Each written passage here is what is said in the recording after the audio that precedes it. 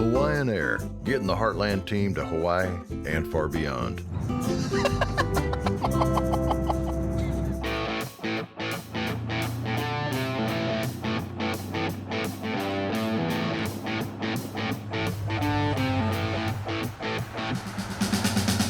Leigh and a documentary team from New Zealand are in the Lone Star state of Texas. He comes to the heartland of the USA with an open mind, but a limited budget. And Leigh wants to meet the people that live here. He wants to work with them, play with them, eat with them. And if we have time, sleep with them.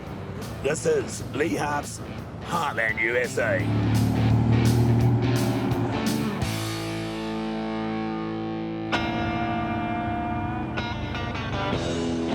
Leigh is planning a big trip to the musical mecca of Memphis. But before they go, he forces producer Tom Harper to watch one of his early music videos for research purposes. It's the chorus. Right, why are you showing me this? We were a country rock band, Tom, who were influenced by all the music that we're experiencing here right now. So we're back here, returning the music from whence it came. Yeah, I don't know if the viewers are really going to... The viewers? The viewers, Tom. It's not always about the viewers in TV, okay? Well... You should know that. Yeah.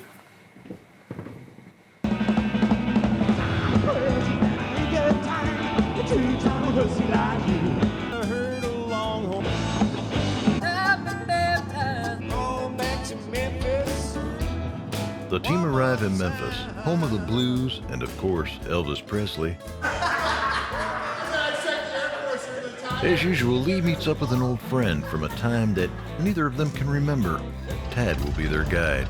And then Steve said, "That's not my caddy." That's crazy. Hey, Tad, you and I go back a long way. We do, This is man. Tad, T-A-D. What's that stand for, Tad? My nickname is the American Dream. So, The American Dream. I was kind of hoping whether you could maybe take us off the beaten trail a bit. Leigh, I don't want to cut you off because you're seeing some really interesting things.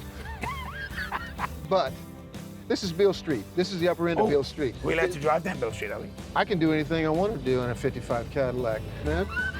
You know, I own this town, baby. So, you know, these are just nightclubs that have live music. This is the old movie theaters. This is it, man. This is Beale Street. This is Beale Street. Kind of quiet now in the middle of the afternoon. But, man, Saturday night in America, God, I love it, man. Sure, girly. Sorry, I had to wave to my fans. It's cool, man. But there's still other, you know, little pockets in neighborhoods that have really great little blues clubs and the history of Memphis. So, thanks, baby. Leigh leaves the car to go get the word on the street. Welcome to Memphis. My name is Sylvester. Memphis is known for 4 things, guys: blues, barbecue, Elvis, and the late great Martin Luther King. Now you talk. Martin Luther King, one hell of a guy. He gave life for civil rights and equality that affected my country and your country too. He made it possible for us to do this. One race and one God, and that's the human race. Now you're talking. So give me some, babies. Here we are at the National Civil Rights Museum here. Pretty profound location right here. Profound museum, tells the, you know, an important part of the American story. The Lorraine Motel was a working, black-owned motel. And in 1968, King comes to town to support sanitation workers. But Memphis was an important part of the civil rights movement, large black population, right up at the top of the Mississippi Delta. So it was an important stop. And James Earl Ray was waiting for him in that building there on a back window. King steps out at 6 o'clock in the evening, ready to go to dinner, and that's when he's shot. So, Tad, this is interesting. This line right here that we're standing on is forensically the line of sight. The trajectory of the bullet. King's standing on the balcony. He's talking to his entourage down here. They're getting ready to go to have dinner, and James Earl Ray sees him standing there and lays his gun on the windowsill. A very easy shot. Well, and there's that famous photo, of course. This is like seconds after it happened, right? Seconds after it happened. It's sad that we have to have these sort of flashpoint moments in history, JFK or Robert Kennedy after this one, that we progress slightly forward and start to look at our society. Yes, and you know, King is a renowned leader and one of our great heroes. So he's right up there with Abraham Lincoln and on the great voices of America. So it's a tragic location, but on the other hand, it does tell a profound story and I think a story of hope. Would you say that music, though, has been the biggest factor for merging of the cultures? It's often been said that America was segregated, but on the bandstand, music and musicians work together. So early rock and roll played its part in the civil rights movement. And then there's something magical, you know, I mean, music speaks to the spirit of man, and that's something we all have in common. And one singer, more than any other, is synonymous with Memphis and the birth of rock and roll. Tad takes Leigh to Sun Studios, where it all began.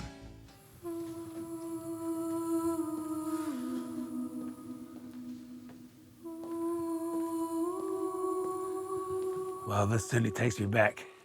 Well, it doesn't really, I've never been here, but X marks the spot where Elvis Presley stood and recorded his first numbers, and you could argue that's where rock and roll was born, right here, at this moment. Blues, country, gospel, all fused together right here at Sun Studios. If it wasn't for him, you wouldn't have the Beatles, you know. You wouldn't have the Stones. Even my band, Wild Turkey, back in the 90s, were obviously inspired by Elvis. I had that underrated hit, Two-Timing Hussy, which I would argue if we recorded it here, probably would have done a lot better. Well, I never see you around here anymore. Time is precious and I ain't got time. A two-timing hussy like you. Somehow, Leigh manages to get yet another snippet of Two-Timing Hussy into the episode. Jeff, the curator, is clearly very impressed. I'll tell you what, Jeff, this is pretty impressive. I mean, you must walk in here every day and think, well, this happened right here, this kind of magic. No matter if it's by myself or with a group of people, I feel it every single time. And Yeah. I know how important this place is, so my goal is to make sure that everyone is having the best time they can. Look, we talk about Elvis a lot in this show, but so many other artists. You got your Johnny Cash, Carl Perkins, Yeah. Julie Lewis, Yeah. Roy Orbison. Yeah. They all started here as well. Yeah, so Sam was a radio engineer, worked at a radio station that was playing mostly like pop ballads and stuff like that. He didn't really care for that music very much. The whole reason why he moved to Memphis was for blues and gospel. For the first 2 years of that studio's operation, he recorded artists like B.B. King, Howlin' Yes. Wolf. Sorry, just hold that thought, Jeff. I'm feeling something here. Right.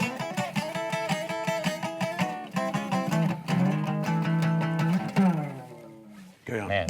Yeah, it was like kind of bluesy, gospel kind of songs, and you know, with those songs being out for people to hear, they eventually caught the ear of a young Elvis Presley, and he found out one of his favorite groups at the time recorded here. He's like, I have to come here. I didn't even know this existed in my backyard. You know, Elvis came in here, it's kind of doing the same thing he was always doing, just kind of playing these like slow ballady type stuff. Using And his voice and yeah, stuff. Yeah. and Sam was just like, this is not what I was me wanting. something, show me something. Yeah, show me something good. So he takes a break. That's when Elvis is like, this is my last chance.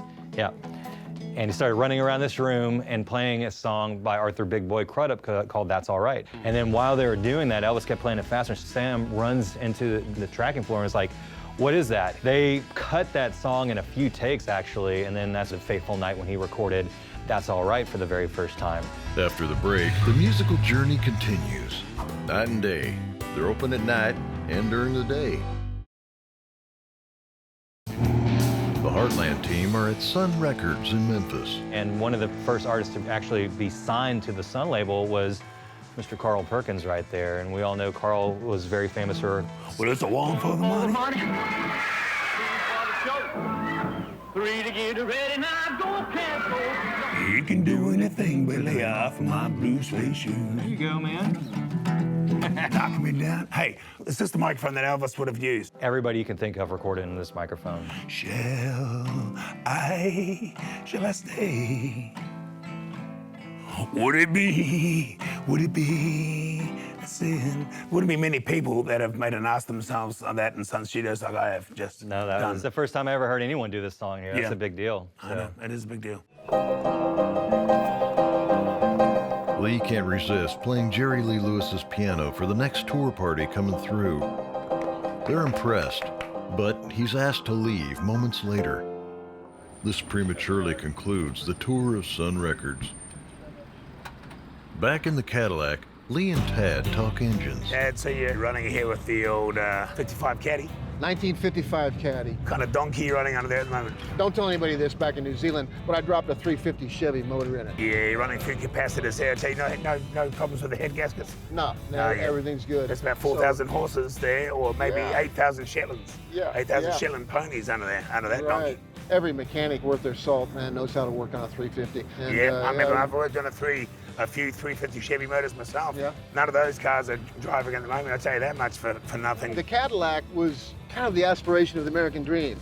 If you'd made it, you bought a Cadillac. Yeah, yeah. I mean, Elvis, you know, once he had money, he bought a Cadillac. To tell you, how about your tire pressure, Ted, if you don't mind asking? What are you running here, about 32, 35? 30, 32, 35. I can see a car going past. I can tell you pretty much how much tire pressure they got in there. And you can as well, Ted. You taught me that. Yeah. Tad takes the team to a diner that Elvis used to frequent back in the day. Clearly, Leigh is infected by the Elvis bug. Yeah, there's definitely an element of Leigh's musical career, or lack thereof, sort of the frustrations of that sort of leaking its way into the show a bit. Your kisses lit me higher. You light my burning fire, burning love. There it is. So Elvis used to sit right here. Yes, because this mirror right here, but it used to just be a plain mirror. That one used to see you coming in this door, and that's what this door. So he would sit here where I am now, Yeah, and so he he could could see, yes. Wow, that's cool, man. Yes. Back in the Cadillac, Tad drops some celebrity names he's driven around. Elvis Costello, I got to drive him around for a couple of times. Wilson Pickett is the guy that I drove around. But then goes on to have a massive mind blank, making for some very labored TV. Ted, you had a thought before. What was that? It was brilliant. And for the life of me, I can't remember what it was. So you can't remember at all what it was?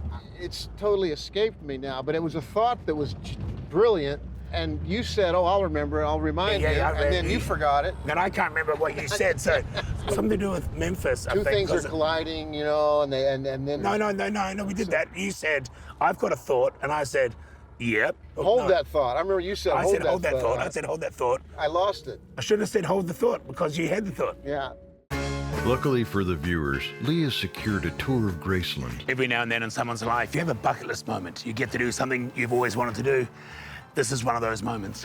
Here we are in Graceland, home of Elvis Presley. We're gonna go inside with exclusive access that many, many film crews have never had, and take a look. Come on in.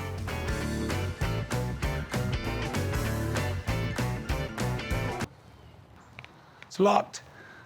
Once the 215 tour bus arrives, Leigh is able to fulfill a childhood dream. Well, here we are. This is very special. This is, of course, the entranceway. We have the dining room to the right. I feel like a real estate agent. And over here, of course, we have the music room, the piano with the TV. Beautiful. Graceland building itself was built in 1939. I think Elvis bought it in 1956, 57, perhaps. I'll get back to you on that. But for about $100,000. We're worth a lot more than that now. Well, if I did have any criticisms of the place, I'd say it'd be nicer to have a bit more indoor-outdoor flow, perhaps. Maybe a couple of ranch liners over here, open it right up. And here, of course, a beautiful photo of Lisa Marie, Elvis's daughter.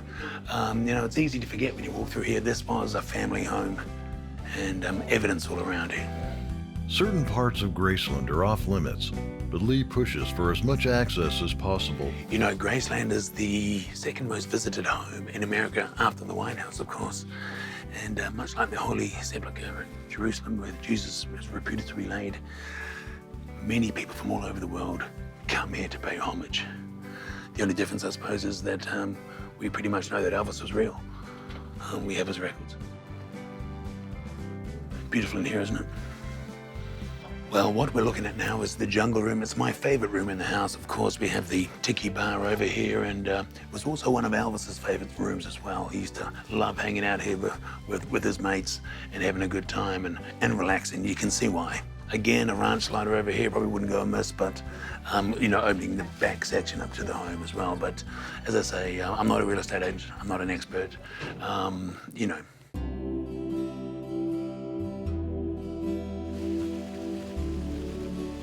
Outside by the pool is the meditation garden, where Elvis and his parents are now buried. This is a sacred place, and people are encouraged to reflect silently. Seems some people didn't get the memo.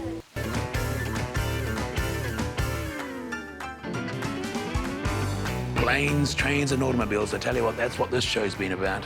But check this out. Some of Elvis Presley's cars, just some of them, by the way, he gave away a hell of a lot. Let's look at some of the more special ones.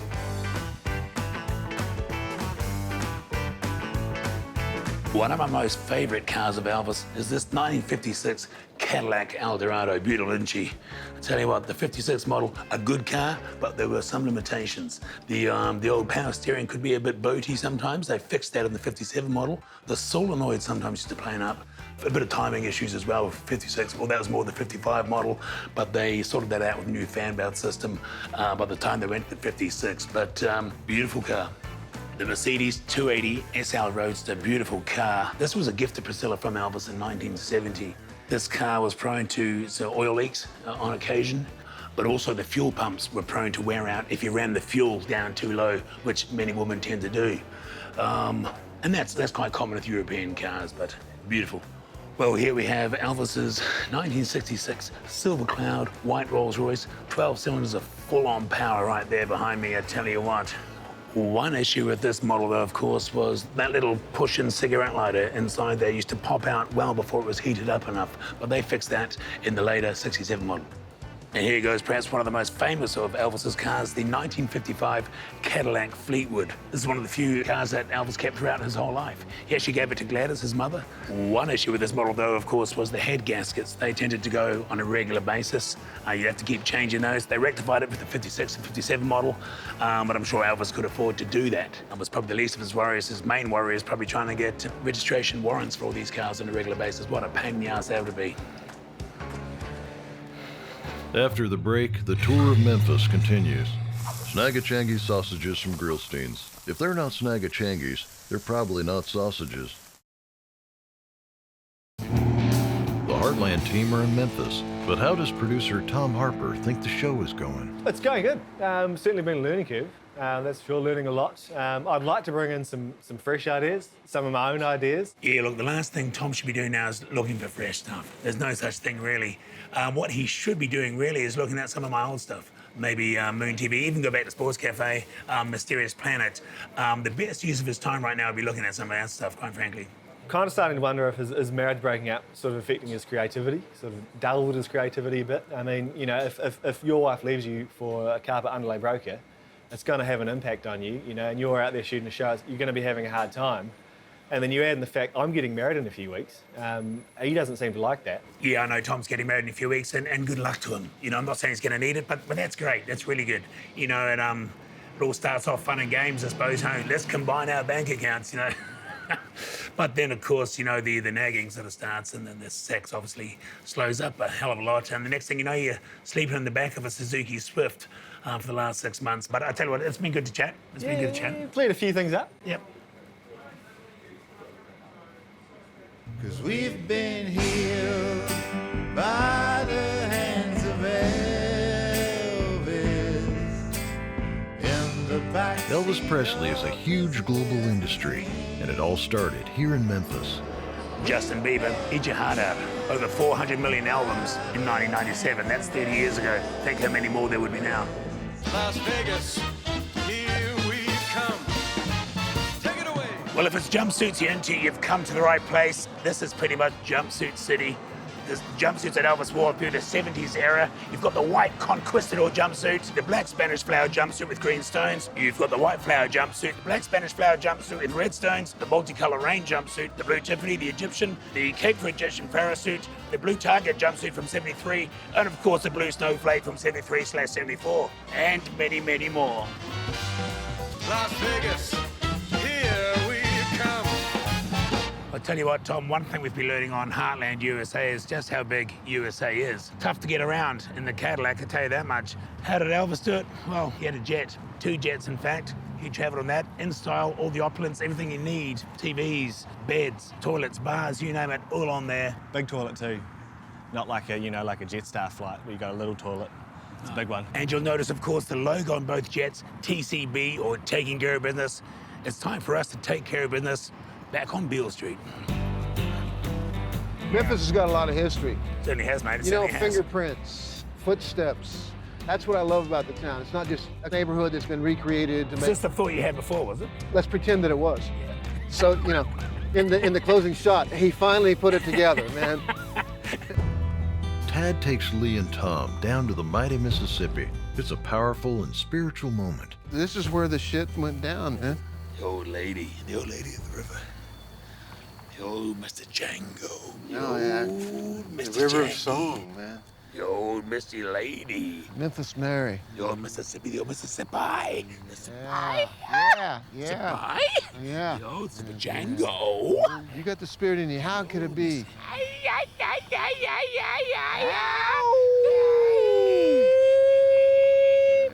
Yeah. Misty, the old lady. Memphis Mary. This is Mississippi, innit? As the sun sets on the Mississippi, it's time to check out Beale Street by night. And luckily for Leigh, it's bike night.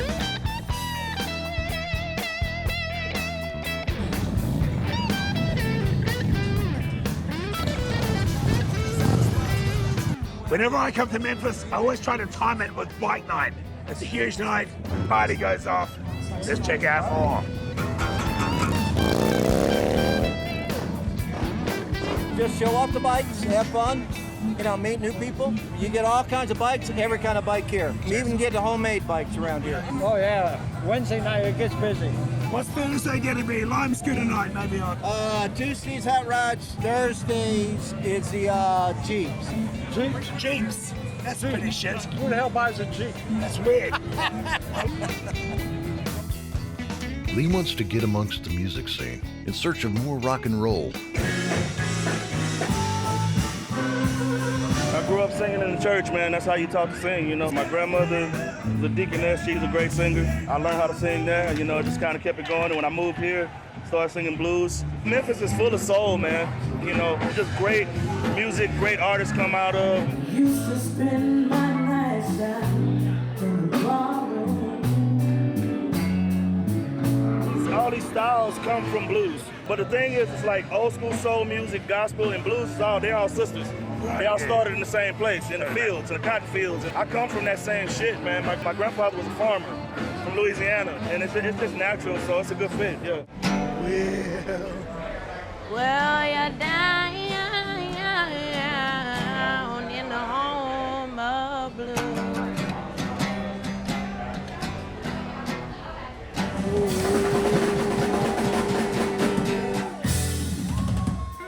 And once again, Leigh manages to get on stage.